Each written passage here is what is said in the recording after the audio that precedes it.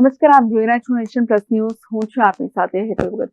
ઉત્તરાયણ પર્વ નજીક આવતા જ પાદરા પોલીસ એક્શનમાં આવી ગઈ છે, જે અંતર્ગત પાદરા પોલીસે દારૂના મોટા જથ્થા સાથે 3 લિસ્ટેડ બુટલેગરોને ઝડપી લીધા છે. પાદરા પોલીસ મથક દ્વારા ઉત્તરાયણ પર્વ પૂર્વે દારૂ વેચાણ અને હેરાફેરી સામે કડક કાર્યવાહી હાથ ધરવામાં આવી છે, જેમાં પાદરા નવા એસટી ડેપો નજીક કરંજી તરફથી દારૂ અને સળી લઈ જવામાં આવી રહ્યો હોવાની બાતમીના આધારે પોલીસે રેડ કરી હતી. આ રેડ દરમિયાન 2 4 વ્હીલર વાહનોમાંથી કુલ 45 પેટી દારૂનો મોટો જથ્થો ઝડપાયો હતો, જેની કિંમત 4 લાખ રૂપિયાથી વધુ હોવાનું જાણવા મળ્યું છે.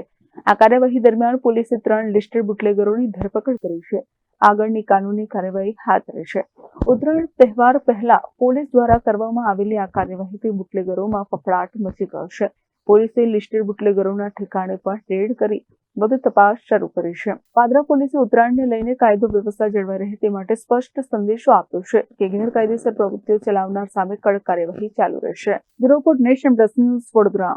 સમાચારોના સતત અપડેટ મેળવવા માટે અમારી નેશન પ્લસ ન્યૂઝની યુટ્યુબ ચેનલને સબસ્ક્રાઇબ કરો, બેલ આઇકન દબાવો અને જોડાયેલા રહો ફેસબુક, ઇન્સ્ટાગ્રામ અને ટ્વિટર પર.